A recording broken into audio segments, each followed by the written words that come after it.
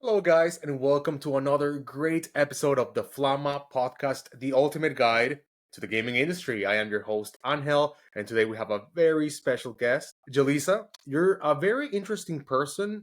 When I checked your profile, like your LinkedIn profile, and I scrolled through your experience, I was like, Mhm. she's worked everywhere. She's worked in IGN, she's worked in BuzzFeed, Twitch, Riot, now in Snail Games. Like, whoa. I know it looks a little bit frenetic, right? There's a lot of reasons for that. One, unfortunately, the tech, entertainment, and gaming industry can be quite volatile, especially the last few years. So, more times than I care to admit, I was forced out of a job, whether from a layoff or because it was a contract or because a pandemic happens. So I've been fortunate to see a lot of different types of places, but I like it. I feel like it definitely adds to my experience because I've seen how a lot of different people run things. When I saw your experience on LinkedIn, for me, it's a positive impression because you have a very vast and diverse sources of knowledge. Like you worked in Twitch, Riot. So I wonder when you grab all this information, all this experience, and you cook it inside your mind, how does it give you a different perspective when it comes to like marketing and branding in the gaming industry or in general? Yeah, that's a great question. I think for me, diversity of experience is a strength because I've seen how do different brands and how do different people go about their branding, their marketing. I've always been drawn to, well, everybody is inspired or motivated to get a job for varying reasons. You choose a place because it's a certain industry or it has a certain job title you want or a certain salary or a location, whatever it may be. And for me, top of my list when selecting or trying to pursue a place to work was the brand. Who is the brand? Who is the company? What is their product? And do I like that product? So Hmm. over the years, I'm really interested in streaming and technology and entertainment. So I've tried to work for brands that to me are interesting in those areas. And I like the idea of working at a place that's at least reasonably well known so that people more easily recognize my experience and like the caliber of it. So I pursue hard, I chase hard, and it's impressive on the outside, but I promise you that it was not easy to have those opportunities. I had to hustle a lot. I had to chase down leads a lot. And it wasn't until recently, I think, the last couple of years, where people have been tagging me in job opportunities or pursuing me for different roles. So Yeah. up until then, it was me chasing down doors and sticking my foot in it when somebody cracked the door open and trying to convince people, like, I promise I'm really good at this. Like, let me work here. Um, yeah, so but it's been really fun, and in a sense it's great to compare what was my impression of a brand as a consumer before I joined there and to see behind the curtain how it really is. Sometimes I've been pleasantly surprised, other times I've been negatively surprised by, wow, there's a lot more chaotic behind the scenes Hmm. than how it seems in the public space. But it's fun. I just want to get in the grease and smell the kitchen. That's what my dad always says. Hmm. So for me, there's an allure to peeking behind the curtain and seeing who the wizard really is for those Wizard of Oz Ooh, fans. yeah, yeah. That's a great reference. Great reference.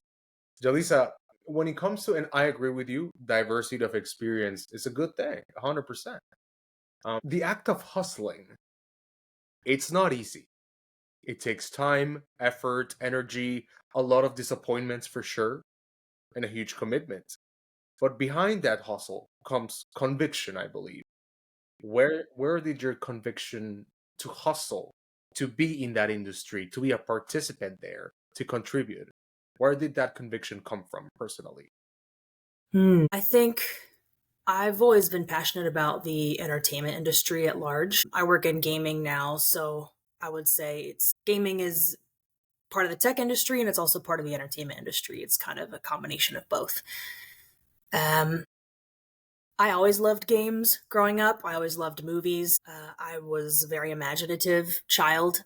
I loved reading books. I loved watching TV shows. I was playing, Mario and Legend of Zelda and all of those as a kid. And something about those worlds and living in those fantasies was just so fun for me, and I wanted to live there. Whatever story I was reading, whatever game I was playing, I wanted to be there. So growing up, knowing the power of that, I feel a sense of great care for gamers. I'll speak about gaming now, that since I'm now in the gaming industry. I feel a great sense of care and responsibility to gamers because I think there's an opportunity in creating games to inspire and affect people where they are. There's a whole lot of there's a lot people are going through in the world, right? You could be going through health difficulties. You can be going through financial burdens. You could have issues with your marriage or with your parents or your kids, with your friends.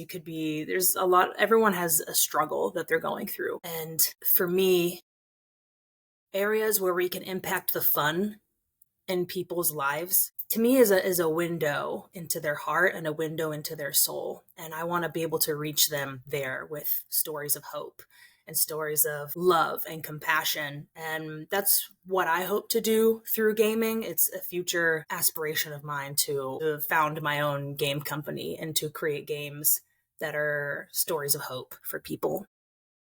So there's something there for me. Like, everybody's drawn to a different industry. It could be maybe you're passionate about politics, maybe you're passionate about education and teaching, whatever it may be. And I think for me, it's those quiet moments in the living room or the bedroom when I'm gaming. I tend to be a solo narrative gamer, so I like action adventure, RPGs, that sort of thing. So I'm gravitated more towards story-based games, Assassin's Creed's, Legend of Zelda's, Mass Effect was a big one for me. I could go on and on. I'm playing Red Dead Redemption 2 right now.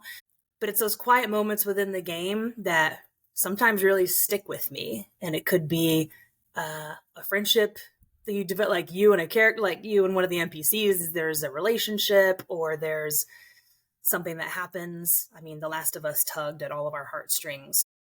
So I think there's a real opportunity there in the quietness of people's downtime to really affect them. That's why I'm so passionate about the industry. So I decided I want in on this. And nothing was gonna stop me from doing that. Very blessed that my dad has been a very big proponent for me my entire life. I consider him, not only is he my dad, but he's my career advisor. He was a businessman for a super long time with GE Aerospace for over 30 years. So he taught me a lot about office culture and dealing with a boss and dealing with a coworker or insubordination or like whatever it may be. I could always go to him for practical advice, but he's also been there for me as my spiritual mentor too, as somebody who prays for me, who believes in me, who instills confidence and encourages me when I'm down. And he always told me, like, get in the grease and smell the kitchen. If you're going to go for something, then go all in. Don't half do it. So I'd much rather go for it and fail and go flat on my face. For me, there is no other way to live. So I go about these things full-heartedly, and I just fully believe in the impact of this industry. So whatever I'm going to do, if that door closes, open the other one, go through the window. Like, literally nothing is going to stop me from getting to that goal, even if I have to go on some weird windy path. So that's some of the motivations that drive me to this. So a lot of my career, people have asked me advice on how to pursue, things like, how do I get a job? How do I interview well? So I give a lot of practical advice, but at the base of it that I want to instill in people is don't go for something unless you really want it. So that's a hard thing that you have to answer. And and that's also the starting point of branding too, which I know we're going to get more into, is why am I even doing this? And if you can't answer that question, then I don't know if the journey is worth it quite yet. So that's the soul searching. That's like the perfect segue. I don't Yeah. think I've ever had as perfect of a segue as this one. But before we start talking about branding, which is going to be the core topic of today, I wanted to ask you, was there a specific game that made you go, I want to be a part of this? One game. Ooh, that's an interesting question, because there wasn't one game that made me decide, oh, I'm definitely going to work in the industry. Hmm. Well, I'll give a couple of answers. I'll Sure. say one, and a very impactful game for me on my journey into gaming, just as a consumer, was Ocarina of Time. So that, I was born in '89, so I'm 35, and I've got two older brothers. So when I was little, 2 years old, I'm playing, Nintendo and Super Nintendo, and I'm playing Super Mario Brothers. So I even have a video that I'm trying to. My dad had the VHS and he converted it to DVD, and I'm trying to convert it, and I would like to share it online. But it's 2-year-old Jalyssa just sitting there with a Nintendo controller playing Super Mario Brothers. So I've always had a controller in my hand, and that's one of the many things I'm super grateful for my oldest brother introducing me to, was games, because just became a lifelong love. But I remember when we first got our N64, like I remember that Christmas, and the first thing we did was all three of us like running downstairs into the basement, setting it up and pulling up Mario 64 for the first time. And I remember my first moments, I didn't like it because I'd never seen anything in 3D before. So it was Right. weird. There was a weird existential thing of like, what? This is strange, just because it was unfamiliar. But then Right. that quickly evaporated. And I thought, this is awesome. But then when we got Ocarina of Time, Legend of Zelda, that just wrecked young Jalyssa, because I remember I was still a bit little to be really good at that sort of game, so I would watch my Mhm. oldest brother play it a lot. So that was my favorite thing to do, was just to sit on the couch and watch him play Ocarina of Time. And I would keep asking him, "Can we play Zelda? Can we play Zelda? Can we play Zelda?" Meaning, can you play Zelda? Because some parts were so scary. There was, the Oh sort of yeah. zombie guys. So Oh for dude. little me, some parts were a little scary, and I was like, I don't like it. Why are they hugging me? Get off! Yeah. But Dude, the Shadow Temple, that's like oh yeah, nightmare inducing. so scary. But the whole thing just made me want to be there. I wanted to be Link going to Hyrule. I remember the first look when you're leaving the forest, and then you talk to the owl, and then it opens up into Hyrule Field, Hmm. and there's this epic music, and the cinematography just opens up, and there's Hmm. this whole wide world, and I was like, oh, what is this? Like, I want this feeling all the time. And sneaking into the castle and like talking to kid Zelda, and it was the best. So since then, I always wanted to chase that same feeling that I got. I feel like Breath of the Wild did a good job. It was sort of a callback to Ocarina of Time, when you're sitting on the cliff and then it opens up Hmm. into the whole world. I feel like this is like a similar Yep. kind of feel. I think Mass Effect did a really good job. That was like my second iteration of feeling that way. I was a late adopter to Mass Effect. I picked it up in its legendary edition during COVID, Okay. and I'd heard great things about it. So I thought, oh, this is perfect. They made a legendary edition. I can play all three games. And I got a very similar feeling there. I just became obsessed with, and I'd never seen choices done better than that. I have not played Baldur's Gate 3 yet, so I know other people like they tout it a lot, but so for me it's still Mass Effect. I'm like, yeah, Mass Effect is the best. And up till that point, there weren't very many female protagonist characters that I really cared for up till that point. There are a few scattered around, but getting to play Femme Shep, like Femme Jane Shepard, and feeling like, yeah, I'm saving the galaxy and my choices really matter. Everything about that game, just the relationships, the development of the worlds, the humor is off the charts. And I just thought, man, these are the kinds of games I love. I think the deciding point for me came in, let's see, this is 2025 now. So 2023, the year before last. I was thinking a lot about the state of our kids, really. I've worked with kids a bit through the years as a volunteer for Saddleback Church. I worked with kids and also teens. And so you develop relationships and you get to learn like the things they care about. You get to remember a lot what it was like being those ages and what made a big impact on me as a kid and how I can make that impact on other kids. And again, it comes back to my love of gamers. Now there are more gamers than ever. When I was young, maybe even when you were young too. I'm sure I'm older than you. I don't know how much, but Yeah. the term gamer was still a niche, Mm-hmm. right? There's like, oh, those gamer kids. And sorry, I'm gonna fix my makeup real quick. No worries.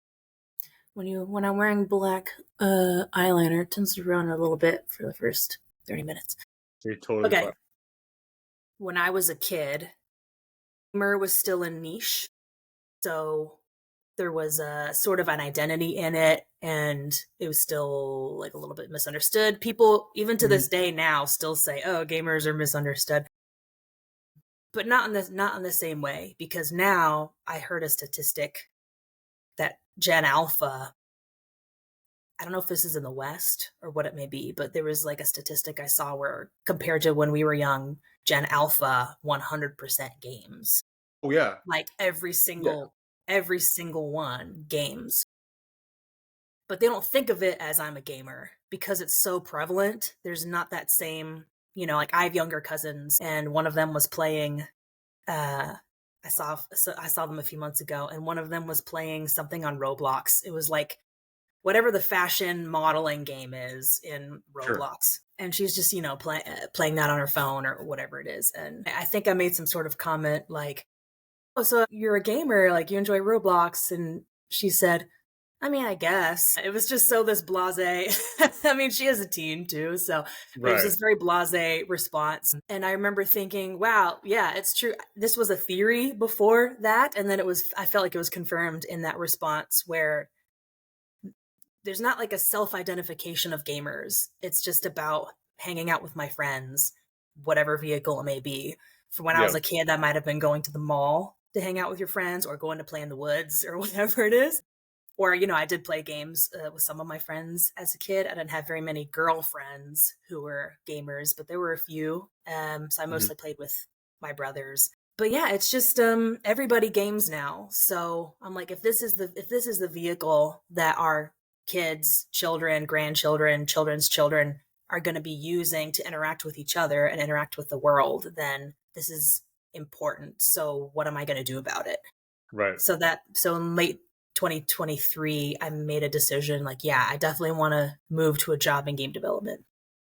Exactly. Awesome. Yeah. Yeah, definitely. Being a gamer now is very mainstream. I remember growing up in the 2000s, I'm a huge fan of anime, as you can see, and video games, very, very niche. But nowadays, it's extremely mainstream. Everybody watches anime, right? Everybody plays video Yep. games. A lot more people. It was like anime was weird. It was the weird thing that kids liked when I Yeah, was younger. I mean, I liked some, but yeah, it's much more mainstream now. 100%. Awesome. Jalyssa, so let's talk about branding. Why? Okay. Let's start by defining branding. What is branding? Because it's one of those words that people use all the time, but do they really know what they're talking about? I want to have the definition set up first and then go from there. Branding is how your product comes across to others. It's the impression people get when they think about you or your product. That's my personal definition. Okay.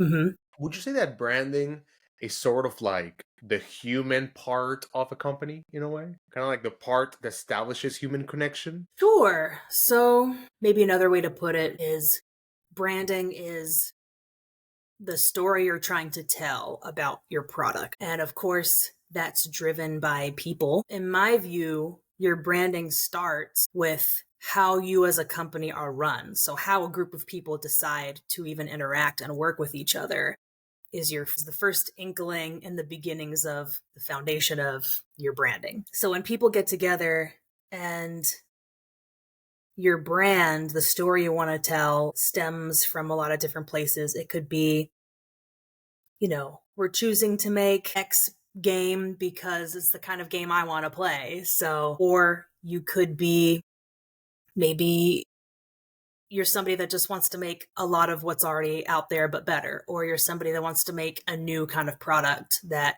positions culture differently for the future. Or I don't know. So at the end of the day, that all stems from people and ideas that a person has, and that person shares it with another and shares it with another and shares it with another. And then you collectively agree on, yes, we agree with this story, and this is the story we want to tell to others. So yeah, it's incredibly people driven. I'm somebody that I tend to advocate for like individualistic thinking. So what I mean by that is I'm not a big believer in when we're talking about a company that company is like its own entity. Like for me, everything is driven by people. So when we're talking about a company, it's like, well, okay, we're talking about the CEO, the C-suite. We're talking about a group of people who are behind this idea, and then they're collectively the company. But it's always driven by people. So I tend to be a little bit more individualistic in the way that I think about Gotcha. brands, but to an audience, that company and brand does kind of become a person, right? So you have to think, okay, even though we are driving the brand as a group of employees and as people, the product that we're making should be identifiable to a consumer as some sort of personality. That's how they're going to best understand it. So maybe we are all this person, like this brand that we're trying to make. Yeah, I don't know. That's kind of a good question, but it's just one of the many questions to ask.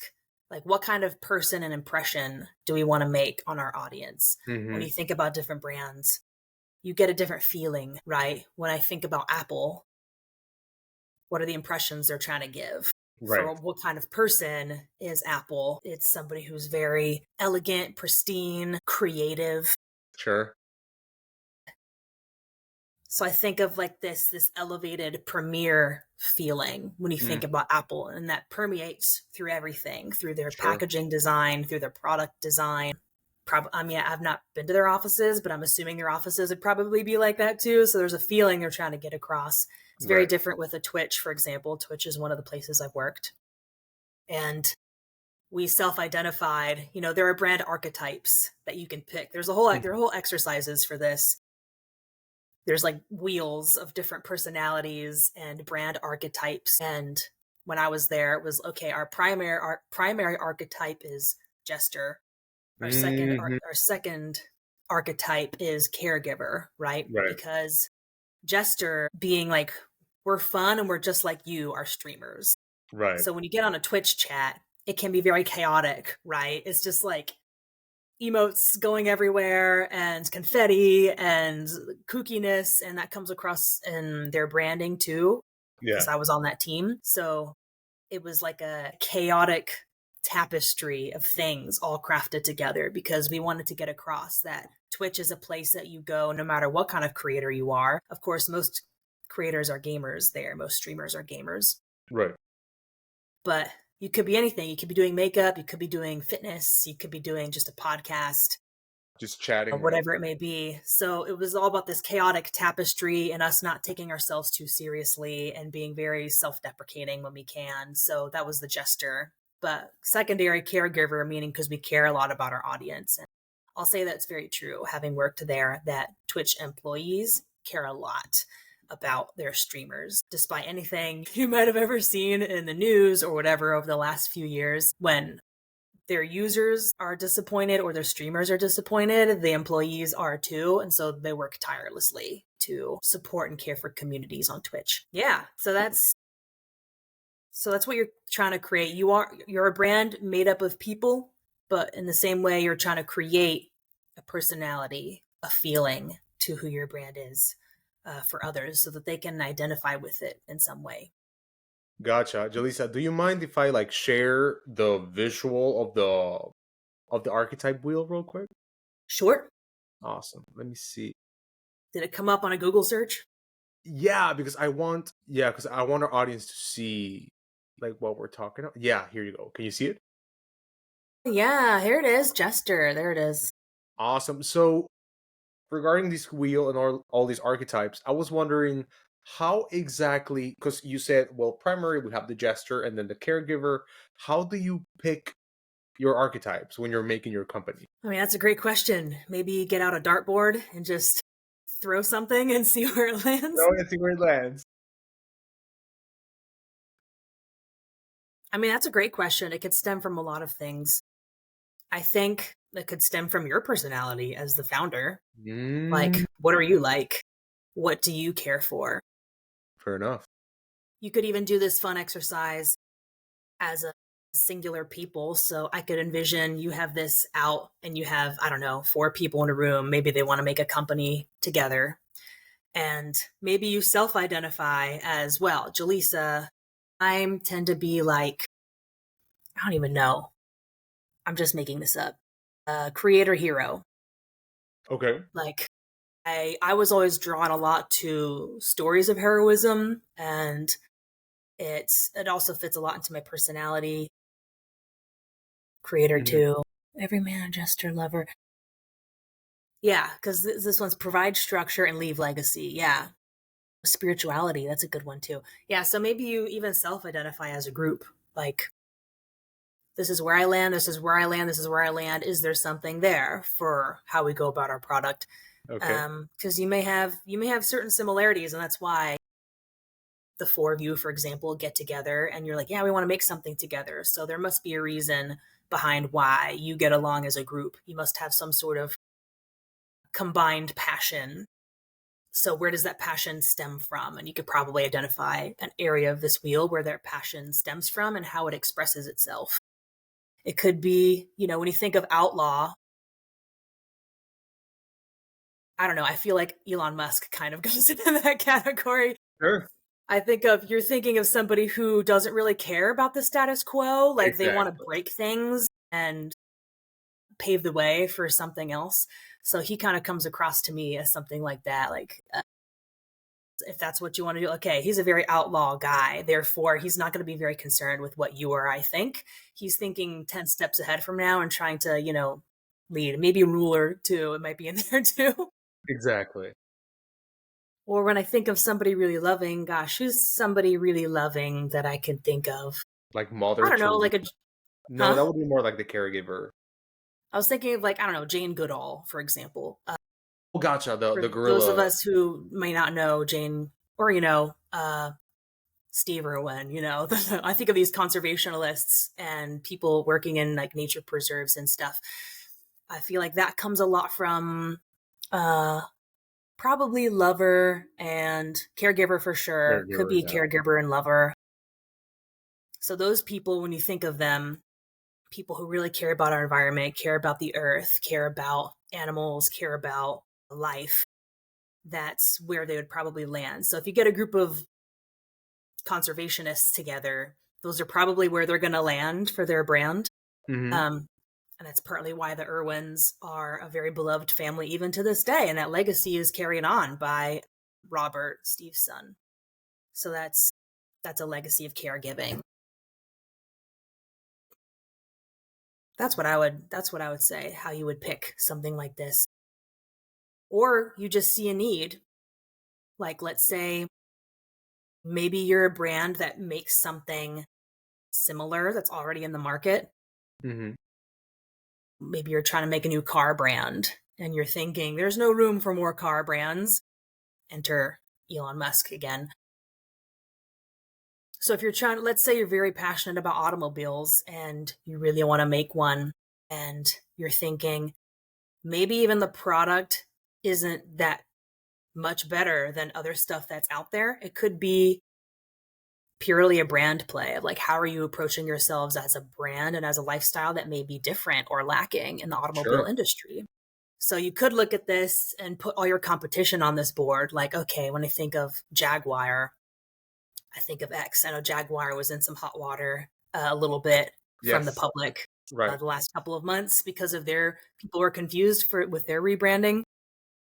So people have been talking about that. But you could just put on a board, Jaguar, Toyota, whatever. Where do they Exactly. all land on this board? And then see, wow, nobody's really approaching it from this perspective. So maybe it's I don't know, sage perspective for some reason. You're like, yeah, man, our cars are, and you try to go to a different They're all perspective about with your understanding. vehicles. So it could just be finding a unique way to tell your story to a specific kind of person, and then Hmm. that will follow. I know Subaru, for example, I think it's Subaru.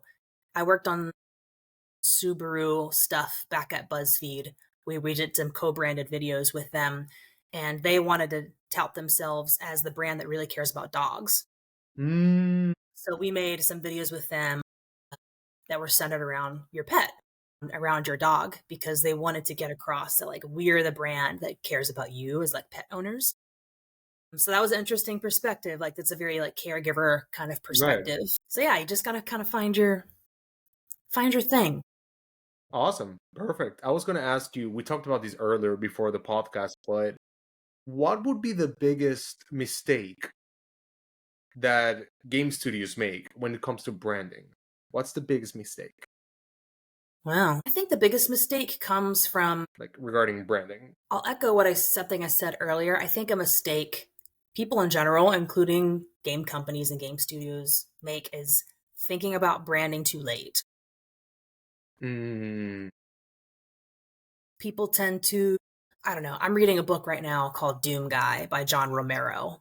For those who might have played Doom, it is his autobiography. It came out in July last year, 2024. And it's great. I'm a little past halfway. And it's been awesome because it's the full story of how he and John Carmack and this host of other people, how they founded id Software and how they went about their journey. So those guys, they stemmed from, they started at this love of technology and computers, right? So they were in a very pivotal moment in PC game development and absolutely loved computers. We're talking, Apple II kind of era. And they got together, and they obviously loved games, and there's a lot that happens in this autobiography, but when they come together and they start making games together and they're finding a rhythm of what they like, they really knew who they were from the start. They really knew the kinds of games they wanted to make. And a lot of their love stemmed from, well, we want to make games that break technology, basically. So their approach was wanting to create new types of experiences that are super fun.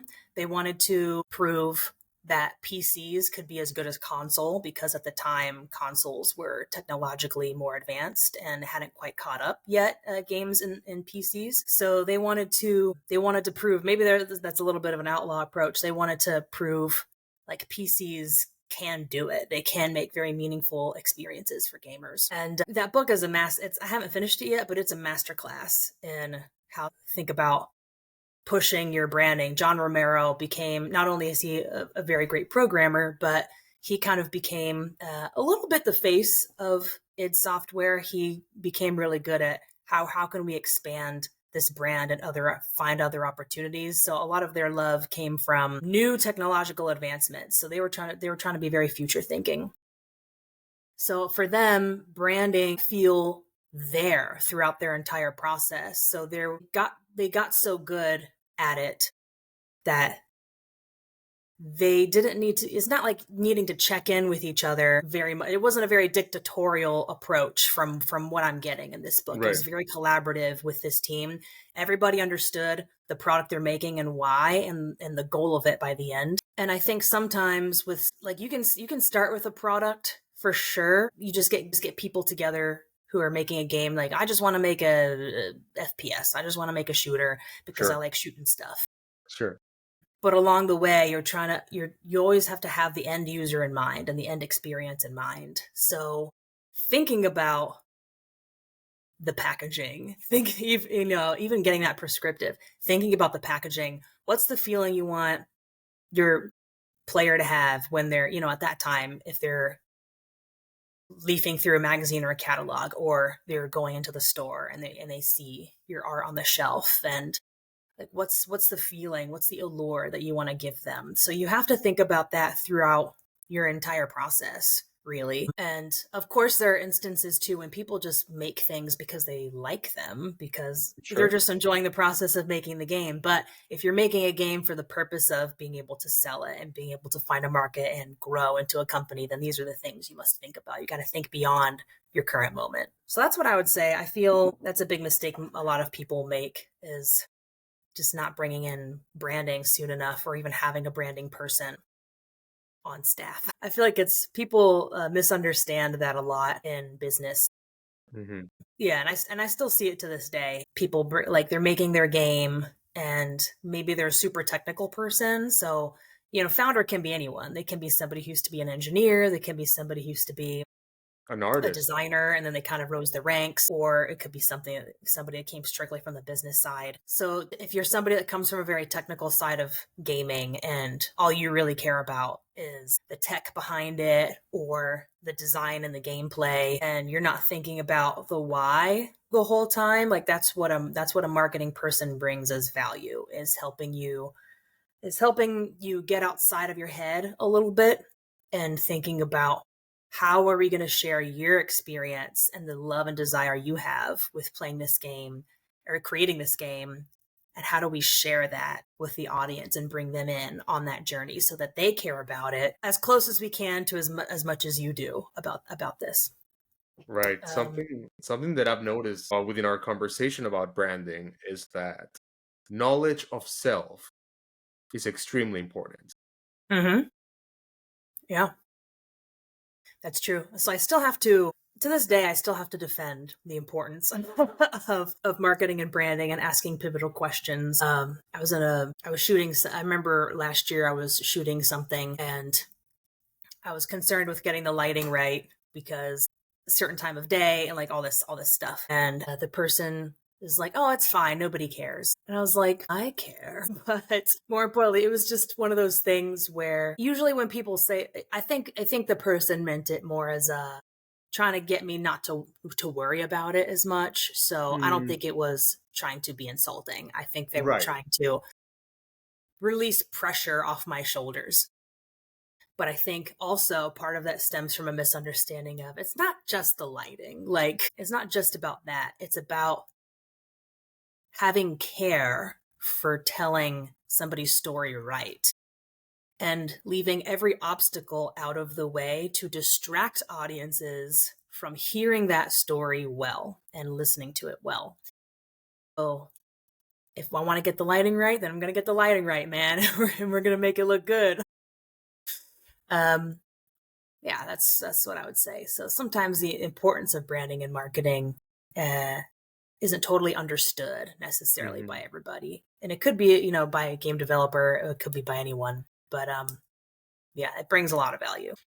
100%. That's interesting because we have plenty of companies like Apple, like Nike, who are basically like the brand drives everything. That's interesting that there's still people who don't really like understand the importance of it. Yeah, for sure. If they haven't done branding at scale, it can take some education. And Jalyssa, I wanted to ask you about something you mentioned before that was really interesting. It's like the trailer first approach. It's not the first time I've heard it. Actually, Casey, which is the creator of Played, what is it? Kill It with Fire. He was in the podcast like a couple months ago. He talked about having a trailer first before releasing anything. Can you expand on that? Yeah, of course. When you create a trailer first, you are forced as a company to think about what the game is. Sometimes, and I feel like anyone in games will understand this, sometimes a game is being made and you get lost in the features, and you're just trying to, yeah, I want to make this multiplayer work. I want to add multiplayer in here, or yeah, I want to add some economy system, or like, okay, yeah, I want to, maybe we add a customization in it. So you start thinking about these features first. And of course, the features are important because they all, in aggregate, make up the personality and what the game is and what the fun of the game experience is. But you have to think about, why are we adding this feature? And does it really, is it telling a story we want to tell? So Hmm. when you create a trailer, even if the trailer is, it can be internal only. So like an early development trailer, like nobody has to see it aside from you as the company.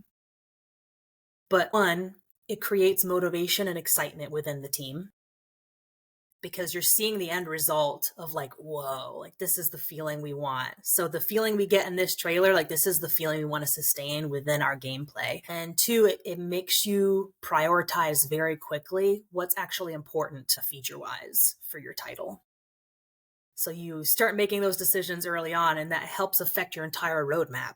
So, and it's a great opportunity. It's a great exercise in being able to compare to other games of your type. So if you're making, a JRPG, or you're making a puzzle game, or whatever it is, and then you start pulling together a trailer and you're like, wow, this feels a lot like X, Hmm. or this feels a lot like this other title. Maybe that's what you're going for, and that's Sure. fine. There's plenty to be said about imitating well and imitating in a fun way. Games do it all the time. Games inspire other games, inspire other games, inspire other Sure. games. Pal World, despite the legal troubles that they encounter later on, Yeah. they had their moment in the sun, and people loved it and it was fun. It was like a Pokemon, but more violent. Like, yeah, this is great. So there's something to be said about imitation. But so that helps you get there faster. Is like, are we just trying to be a fun imitation of like GTA 5? Are we just trying to be a fun imitation of name other game here?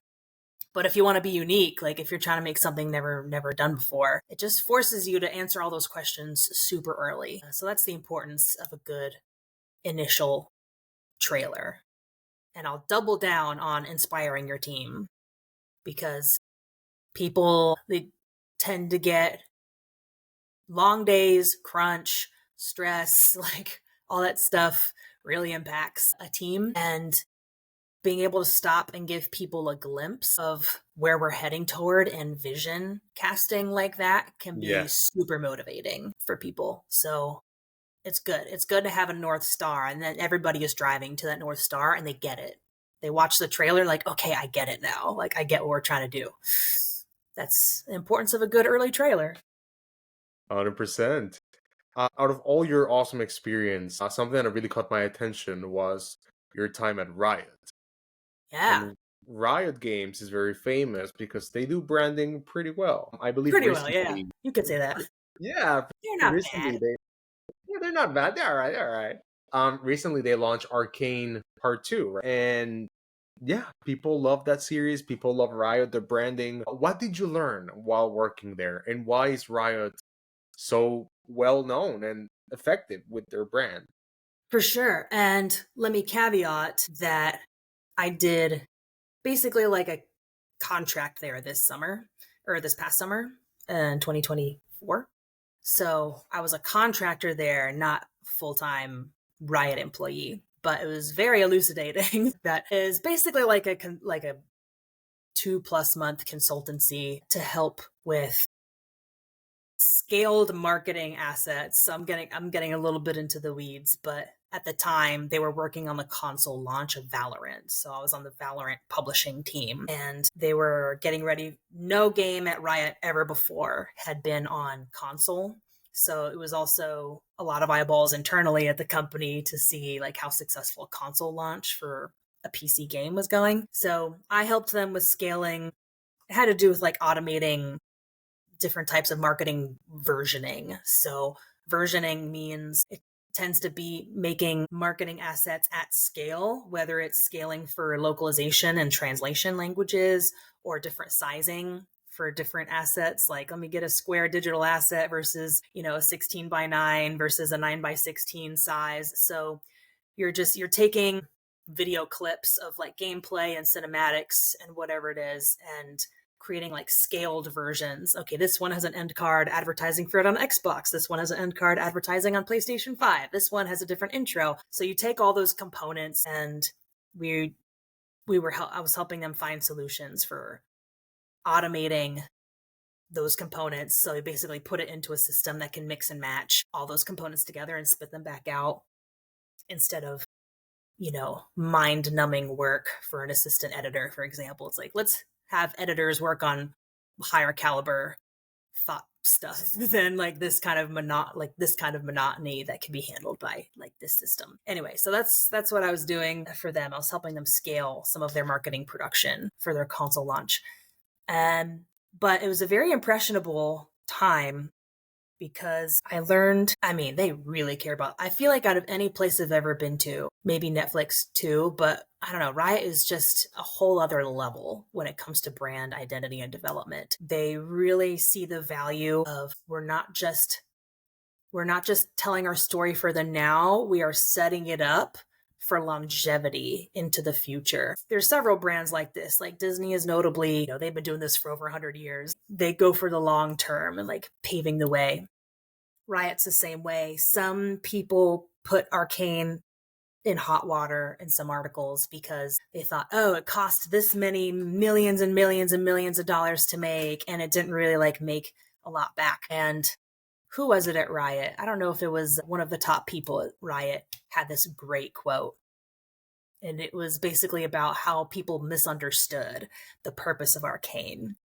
And it was, we're not making Arcane to sell skins. We made our skins so that we could create Arcane. Like, that's for people who don't know, Valorant, for example, these are all like free to play games, right? So that's what Riot's known for, is like free to play games, and they make their money by customizations. So a player who gets very passionate about, wow, this skin, this gun collection, these skins are freaking awesome, and they'll pay for those. And so this is how they make money. And it's through those that they can then invest that money into the future. It's like, okay, how do we continue to solidify Riot as the premier game studio with the most meaningful stories and the most meaningful backstories and world building and IP development? Those things don't make money in the immediate necessarily, but what they do is they make you care, so that when Riot does make other things and other products and other games, you care enough that you want to then spend back into that environment. Yeah, like I said, Disney is king at this. Even, not everybody creates content to make money. Like, I think of people like Apple or Amazon Prime for their streaming services. It's like, did Amazon need a streaming service? No. Like, they're making all their money from their products and their e-commerce. But what it does is, when they developed Amazon Prime Studios, it reinvests into the customer. So it's added value. So then people want to stay more within the ecosystem, right? Yeah, Apple didn't need to make a studio. They don't need to make Apple Studios. They are making plenty of money off of their products and iPhones and iPads and watches and all that stuff. So this is just an add-on to continue to feed into the Apple brand, right? Like, we are the premier studio, and that comes across in their streaming too. If you go look at the streaming front page of all these different guys, Netflix versus Prime versus Apple, they all feel very different. And when you go to Apple, it's this very pristine feel, like, yeah, I feel like this is a very fancy, it's not like a buffet, it's a very fancy just offering of things. Like, everything is so high scale. Anyway, I don't even remember what the initial question. Oh, Riot. How does Riot do branding so well? Yeah. So to go back to the Riot thing, they have so many brand managers there. It's amazing. And those people know the brand inside and out. And every single presentation and pitch and slideshow that I saw there was steeped in the identity of who Valorant is. Like, they know the Valorant player, like, better than the Valorant players know themselves. It's crazy. So I loved that, because it told me that they really cared about those stories, and that care translates into your product. So if you're on the back end and you're making your game and you don't you don't care about even the little things, then to me that tells a larger story about, like, do you really care for this brand? And that comes across to your players. So I loved it. They did a great job, and their campus is awesome too. I know that was a super long. Like I said, you can clip any of these and just cut out entire ramblings because I could go on. Yeah, like, don't worry about rambling. We're here for it. We want to hear as much information as possible. We want to Let hear about it your down. story. Yeah. So we're nearing the end of the episode. I want to ask you just one more thing Sure. regarding Games Talk Unlocked. Yes. I would love to hear about this initiative. That's how I found you on LinkedIn. Well, Vanessa, was kind enough to introduce us, but that's how I saw you on LinkedIn, and I'm like, this is really interesting. And it's in LA where I'm at, and I don't know. I want to know more about it. Sure. Game Talk Unlocked is an organization I started with Marie Ablaza, and who currently works at Netflix. And she and I met and became friendly on LinkedIn years ago. And this is the power of LinkedIn too. Just saying, I'm a super advocate of LinkedIn. I've met so many people on there. I've gotten so many jobs through That's why connections we're and being on. here. Yeah. She and I followed each other, and around that time is when I was starting to try and find opportunity to transition into the game industry. Like, I wanted to be working at a game studio for a game developer. And I was applying here and there for jobs. This was early 2020. Oh, this was 2023, I think. Mm-hmm. Yeah, this was like early 2023 that I even started to apply here and there for positions. And I wasn't really getting a lot of traction.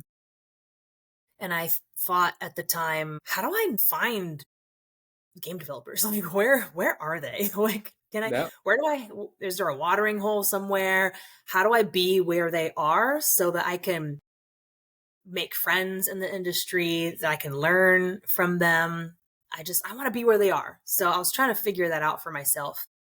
And at the time, she was posting some things on her platform on LinkedIn, how she was frustrated that people only saw her as a recruiter. Mm-hmm.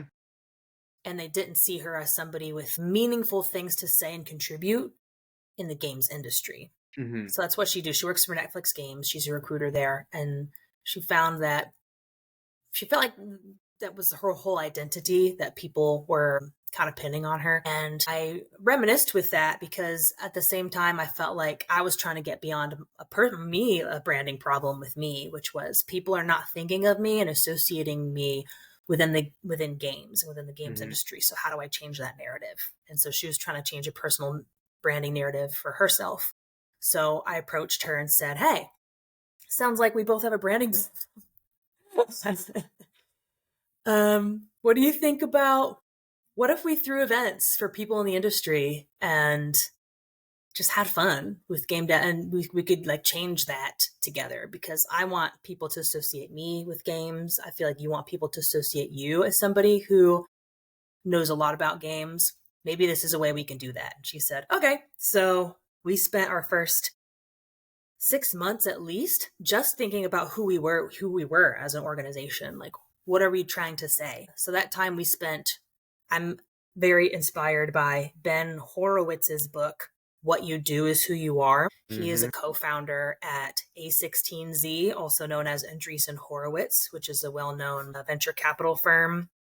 They have a really great games fund. And so I read his book.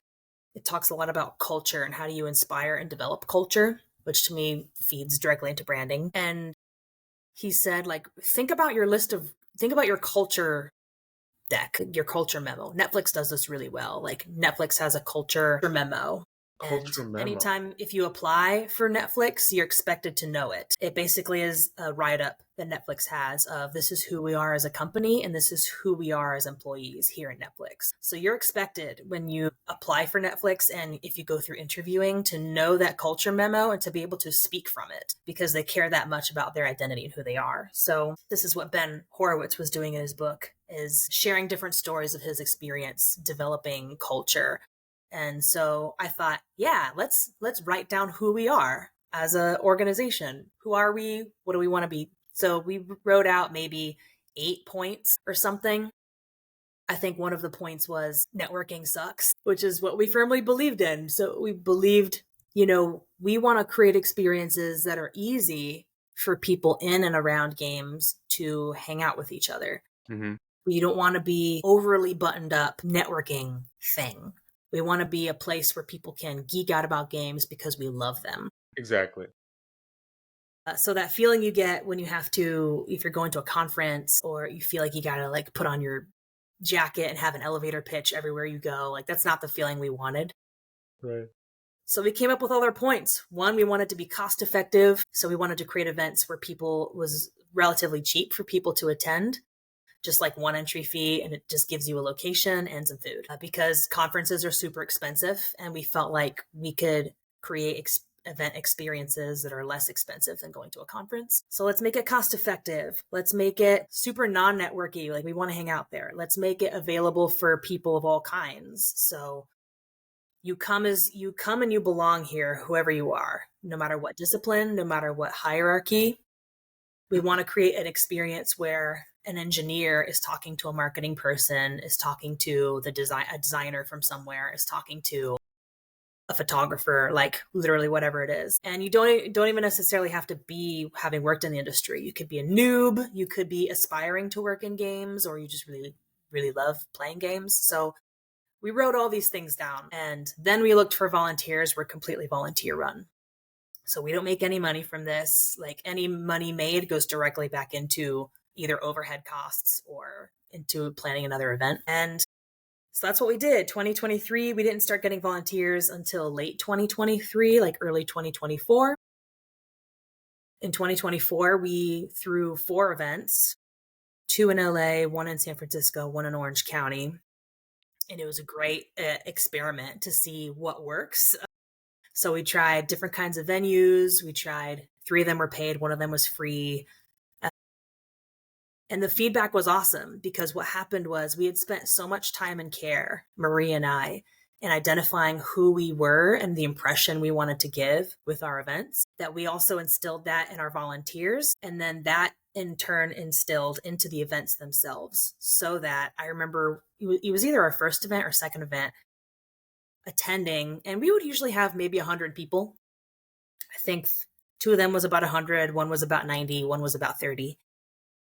And overhearing people's conversations, one person said, wow, I got here and I didn't talk about my job once while being here. And it was literally fed back into our culture memo. Like people were literally reciting our culture memo back to us without knowing what our culture memo was, because the feeling we wanted to get with our events was, you're not here because of who you are in your job. Like you're not here to be, because that was a problem Marie had, right? People would tend to like scavenger her because they saw her as a recruiter, right, and like their ticket to whatever they wanted.